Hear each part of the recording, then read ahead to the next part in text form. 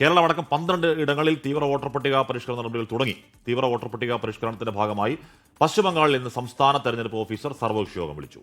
ബംഗാളിൽ SIR അനുവദിക്കില്ല എന്നാണ് തൃണമൂൽ കോൺഗ്രസ് നേരത്തെ തന്നെ പ്രഖ്യാപിച്ചിരുന്നത്. ബൽറാം നെടുങ്ങാടി വിവരങ്ങളുമായി ചേരുകയാണ് ഡൽഹിയിൽ നിന്ന്. ബൽറാം, ഇപ്പോൾ കേരളത്തിന്റെ അവസ്ഥ നമ്മൾ കണ്ടതാണ്. അപ്പോൾ 12 ഇടങ്ങളിൽ തീവ്ര വോട്ടർ പട്ടിക പരിഷ്കരണ നടപടികൾ തുടങ്ങിയെന്ന് പറയുമ്പോൾ അതിന്റെ നടപടിക്രമങ്ങൾ അത് എങ്ങനെയായിരിക്കും? ഇപ്പോൾ ബംഗാളി കാര്യത്തിൽ നേരത്തെ തന്നെ അവരുടെ തീരുമാനം അറിയിച്ചിരുന്നതാണ്, പക്ഷേ അതിൽ കാര്യമുണ്ടെന്ന് തോന്നുന്നില്ല അല്ലേ?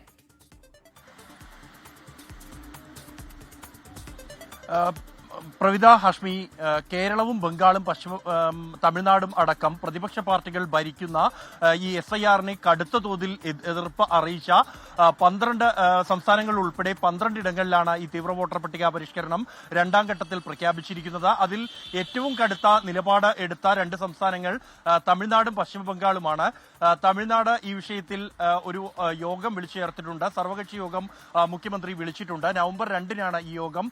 പശ്ചിമ ബംഗാളിലാകട്ടെ ഒരു തരത്തിലും തീവ്ര വോട്ടർ പട്ടിക പരിഷ്കരണം സംസ്ഥാനത്ത് അനുവദിക്കില്ല എന്നാണ് തൃണമൂൽ കോൺഗ്രസും മുഖ്യമന്ത്രി മമതാ ബാനർജിയും പ്രഖ്യാപിച്ചത്.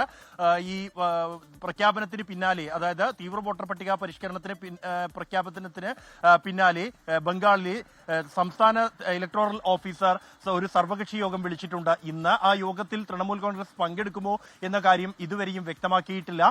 ഈ SIR നടപടികൾ രാഷ്ട്രീയ പാർട്ടികൾക്ക് വിശദീകരിക്കും എന്ന് മുഖ്യ തെരഞ്ഞെടുപ്പ് കമ്മീഷണർ പ്രഖ്യാപിച്ചിരുന്നു.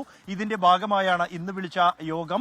അതേസമയം രാഷ്ട്രീയമായ പ്രതികരണത്തിനില്ല എന്നാണ് ഇതുമായി ബന്ധപ്പെട്ട കേന്ദ്ര തെരഞ്ഞെടുപ്പ് കമ്മീഷൻ വ്യക്തമാക്കുന്നത്. പ്രഖ്യാപിച്ച നടപടികളുമായി പ്രഖ്യാപിച്ച സമയക്രമത്തിൽ തന്നെ മുന്നോട്ടു പോകും എന്നാണ് തെരഞ്ഞെടുപ്പ് കമ്മീഷന്റെ ഈ വിഷയത്തിലെ നിലപാട്. ഈ തീവ്ര വോട്ടർ പട്ടിക പരിഷ്കരണത്തിന് പിന്നാലെ തൃണമൂൽ കോൺഗ്രസിന്റെ പ്രധാന നേതാക്കൾ ആരും തന്നെ ഇതിനോട് പ്രതികരിച്ചിട്ടില്ല. എന്തായിരിക്കും TMCയുടെ അടുത്ത നീക്കം എന്നുള്ളത് ഏറെ നിർണായകമാണ്.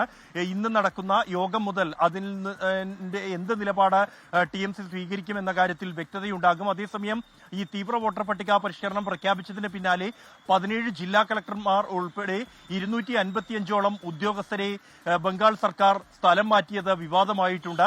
ഇതിനെതിരെ BJP പരാതി നൽകിയിരിക്കുന്നു. തെരഞ്ഞെടുപ്പ് കമ്മീഷന്റെ അനുമതിയില്ലാതെയാണ് ഈ നീക്കമെന്നും SIR പ്രക്രിയ അട്ടിമറിക്കാനാണ് നടപടി എന്നുമുള്ള ആരോപണമാണ് BJP ഉന്നയിക്കുന്നത്.